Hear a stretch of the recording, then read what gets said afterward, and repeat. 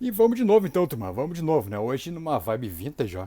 A camisa da época da Chevrolet. Quando a Chevrolet patrocinava o Inter nos 90, fim dos anos 90, né? Vamos de vintage hoje. A questão é a seguinte, queria debater com vocês, ponderar com vocês em que nível está o Inter. Ainda a gente não sabe, né? Porque até agora, apesar de estar invicto na temporada, o Inter não chegou a fazer grandes jogos, né? E o primeiro teste vai ser realmente esse domingo na Arena. Afinal de contas, e pro Grêmio também, evidentemente. Afinal de contas, o Inter tem logo aí, início de abril, uma Libertadores, por começar, né? Fase de grupos da Libertadores, quando é necessário se saber em que pé está o time. Afinal de contas, a gente não sabe quem vai pegar ainda, né? Mas daqui a pouco pode ter até um Atlético Mineiro ou um Fortaleza no meio do caminho. Aí complica um pouquinho mais, né? Vira quase um grupo da morte, dependendo de quem tiver. Então acho que é importante a gente saber em que nível está o time nesse momento, em que nível de necessidade está, por exemplo, a chegada de Arangues e Valência, né? Daqui a pouco a chegada de mais um meia ainda que o Inter está buscando, mais um volante também, antes do Gabriel voltar. Então, por tudo isso, é muito importante esse Grenal. Se a gente, talvez dá para contar nos dedos os grandes jogos. Grande jogo não digo, né? Os bons jogos que o Inter fez esse ano. Teve os 4-0 no São Luís, né? Que não chegou a ser uma maravilha de jogo, mas enfim. Eu ponderaria com os 3-0 no Ipiranga, no Beira-Rio, talvez como o principal jogo.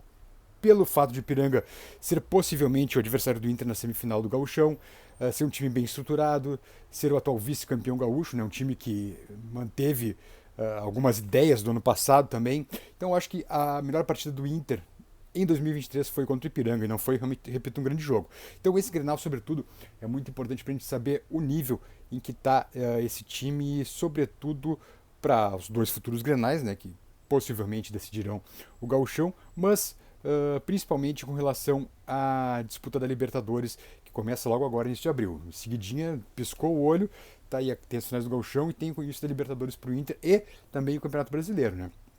E sabendo que os reforços, pelo menos Arangues e Valência, chegarão mais no meio do ano, é fundamental a gente ter uma ideia de como está esse time do Mano Menezes nesse momento. Eu queria ver muito aquele Inter do Mano do ano passado ainda, né? Que fez bons jogos no Brasileirão, que goleou o Palmeiras na última partida, né, o campeão Palmeiras, apesar de, claro, o Palmeiras já ser campeão, ter preservado um ou dois jogadores, né? Mas enfim, o Inter fez um partidaço. Boas partidas também no Campeonato Brasileiro e o que a gente ainda não viu agora, a gente não viu repetir isso ainda nesse começo de ano, né? Com algumas mudanças pontuais que houve no time, saídas, alguns reforços também, mas sobretudo o conjunto desse time, né? O conjunto que foi mantido até agora desse time do Mano, a sequência do técnico. Então, eu acho muito importante esse Grenal de domingo, até para a gente saber o que é de bom nesse time para 2023 e também as carências para daqui a pouco e correr atrás de mais gente antes de a Libertadores começar, se necessário for. Queria também abordar com vocês outra questão importante. Eu acho que a gente tem que ter, sobretudo, muito respeito ao Soares em campo.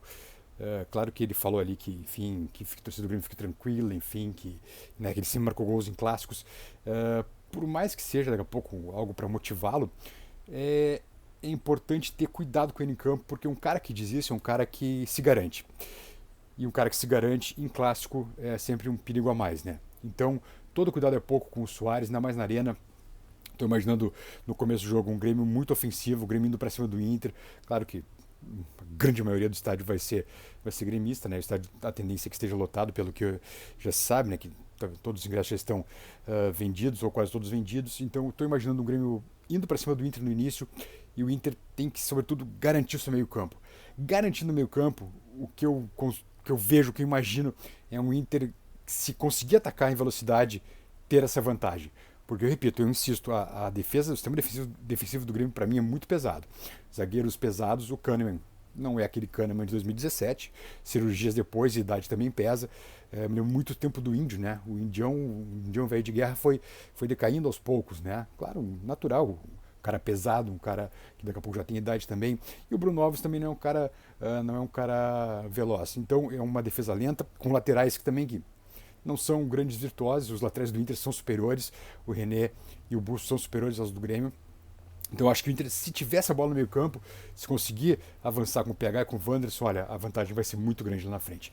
Então, sobretudo, eu acho que esse Grenal da Arena é importante para a gente saber em que nível o Inter está e que reforços serão necessários para a abertura da fase de grupos da Libertadores. Tá, pessoal? A gente volta a se encontrar antes do Clássico e, por gentileza, se curtiram o conteúdo, compartilhem, comentem, curtam, porque o YouTube nos ajuda também quando vocês curtem, tá? Obrigadão. Ó, lembra? Camisa vintage. Um abraço, até mais.